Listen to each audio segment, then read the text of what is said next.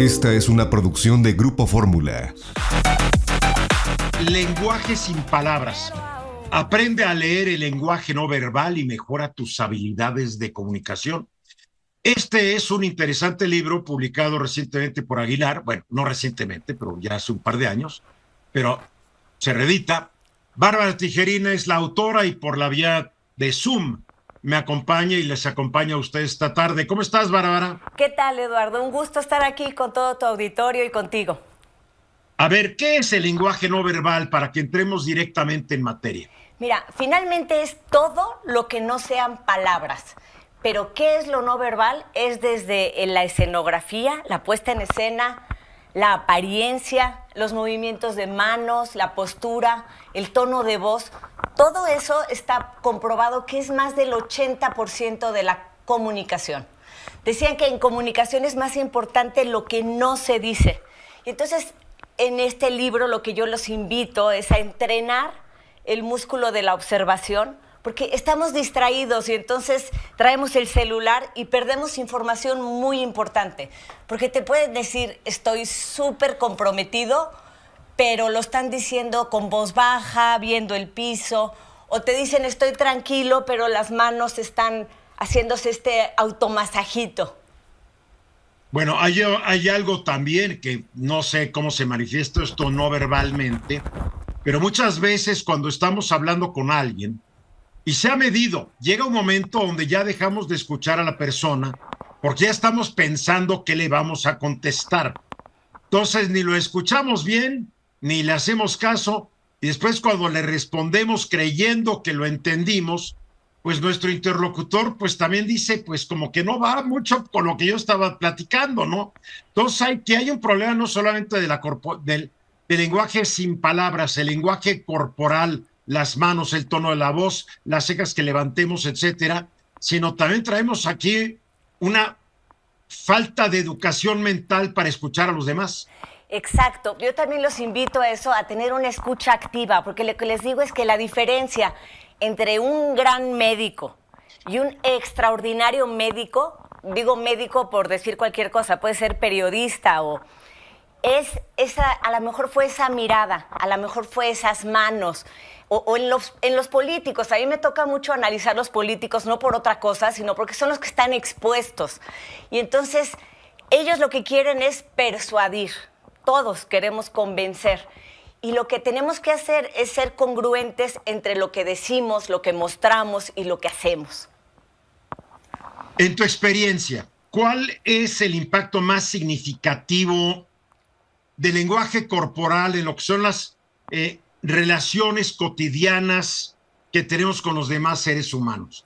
Porque yo estoy leyendo un libro ahorita que tiene que ver sobre esto y dice que el problema es que no le damos la misma importancia a todos los seres humanos cuando todos son igualmente valiosos. Nos vamos con que son importantes porque son políticos importantes, son ricos, cuando cualquier persona merece toda nuestra atención porque son tan humanos como nosotros. Nuestro comportamiento va variando y fíjate, te lo pongo en los políticos porque te digo que son los que podemos observar, pero... Hijo, ya dan flojera observarlos. Cuando nos sentimos poderosos... Todos somos farsantes. Nos comportamos como un alfa, así le llaman. ¿Y qué es esto? Esta postura expansiva, levantamos el mentón... Pero cuando nos sentimos que alguien es más poderoso que nosotros, nos empequeñecemos. Y de eso es un gran ejemplo Donald Trump, ¿no? Donald Trump, por ejemplo, frente a Hillary se inflaba, sacaba el pecho. Bueno, con Peña Nieto tenemos una foto fuertísima en donde le da una palmadita en la espalda cuando vino a México, que es una comunicación de eres un buen chico, o sea, esa imagen es durísima. Y si observas, ves la tensión en la quijada de el expresidente Enrique Peña Nieto y dice que fue de los peores momentos del sexenio. Pero ve la palmada en la espalda. A ver, yo no quiero ahorita hablar de políticos. Perdóname, pero yo sé que les asesoras, etcétera. Pero ¿sabéis por qué no quiero hablar? Porque creo que tu libro está dirigido a cualquier persona, no a los políticos. Y los políticos, ya de entrada sabemos, son los farsantes, unos son mejores actores, otros no, pero casi político es... Hay una ecuación político igual a mentiroso o a manipulador. Pues sí. Aquí lo que me interesa es cómo, ¿cuál es el error más común que cometen las personas cuando tratan de interpretar a quien tienen enfrente en lo que a su lenguaje corporal o lenguaje no verbal se refiere? Porque todos cometemos un error porque no sabemos. Mira, el principal canal en donde quieres leer la emoción de alguien es en la cara, ¿no? Pero la cara a la vez es el que más podemos controlar. A lo mejor si traigo una emoción intensa y voy a llorar, a lo mejor la puedo controlar. Pero la emoción se filtra. No hay manera de ocultar una emoción intensa. Entonces hay que saber observar. Lo primero, el primer paso siempre les digo, observa si está cómodo o incómodo. Sobrevivimos porque el que nos cuidaba de bebés supo leer nuestro lenguaje no verbal. ¿Saben las mamás cuando llora un bebé que dicen, no, ese llanto es de dolor o ese es de berrinche o ese... Entonces, lo primero que hay que saber leer es si alguien está cómodo o incómodo con lo que te está diciendo, con el negocio que estás haciendo o con la invitación. Cómodo, y eso lo ves en las manos. Las manos son una expresión de tu estado emocional. Cuando estás muy nervioso, empezamos a hacernos este automasajito o a tensar los dedos. Cuando estás cómodo, estiras las manos.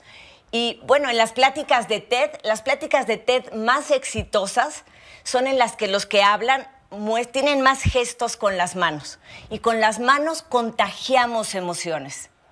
Pero hasta eso hay que aprender a usarlas, ¿no? Hay que aprender a usarlas. Tú ves a Donald Trump y Donald Trump sus manitas, ¿no? Y siempre hace lo mismo. Ahora ves al presidente Obrador, el dedito. Si te señalas que y si hace así, yo soy el Estado, ¿no? O sea, hay ciertas cosas. Ahora, tu libro es una introducción a aprender ciertas cosas. Esto es toda... Y hay mucha gente que en una época decía que esto del lenguaje corporal había mucha charlatanería involucrada, etcétera, etcétera. Pero con el avance de las neurociencias y la psicología se ha demostrado que está fundada en mucha ciencia. A ti te han criticado muchísimo porque a veces te estás hablando de los políticos y con nadie vas a quedar bien. Pero, ¿qué consejo le das a una persona? Va a leer tu libro, perfecto. ¿Y después qué? Pues mira, lo que empecé a estudiar yo esto porque quería cachar mentiras. Pero a partir de estudiar esto, lo que pude observar es que puedes saber perfectamente la emoción del otro. Y eso te ayuda a conectar, a persuadir y sobre todo a escuchar. ¿Y por qué querías pescar a la gente que está diciendo mentiras? Porque a mí se me notan todas las mentiras y yo quiero cachar a los demás. O sea que ya aprendiste a que no se te noten. No, se me siguen notando. Pero fíjate, en cuanto a la crítica, porque sí me han criticado mucho, se desprecia lo que se desconoce. Lo decía Machado también. Claro, pero sí es un estudio de biología, de antropología, de etología. Es el estudio del comportamiento, o sea, es desde Darwin. O sea, un animal puede sobrevivir en la medida que sepa leer la emoción del otro. Si sabe que viene un animal que puede ser peligroso, se quita. Si nosotros viéramos a un político que te hace esta señal que decías, el dedo índice acusador, que para acá es una amenaza y para acá es una batuta, que quiere decir, aquí mando yo. A ver, se dice que los perros, por ejemplo, son grandes intérpretes de nuestro lenguaje corporal. Y es cierto. Un perro, como dicen, te huele. No, te está leyendo muy bien. Más han dicho que los perros generalmente te ven y tratan de ver el lado izquierdo de tu cara. Tú sabrás más de esto. Porque tal vez el lado izquierdo, en lo que somos diestros, nos cuesta más trabajo escondernos. Eso dicen. Y se acaba también sacar un estudio donde hasta los gatos te leen ciertas cosas. Y parece que los humanos somos los más tontos para leernos. Pues hay que aprender a leernos, porque mira, en lenguaje no verbal algo muy básico es que algo cuando se exagera es mentira.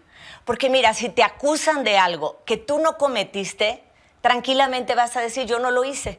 Pero cuando ves al presidente, al político o a tu esposo que se empieza a mover y empieza a echarle demasiadas ganas para explicarte algo, es mentira.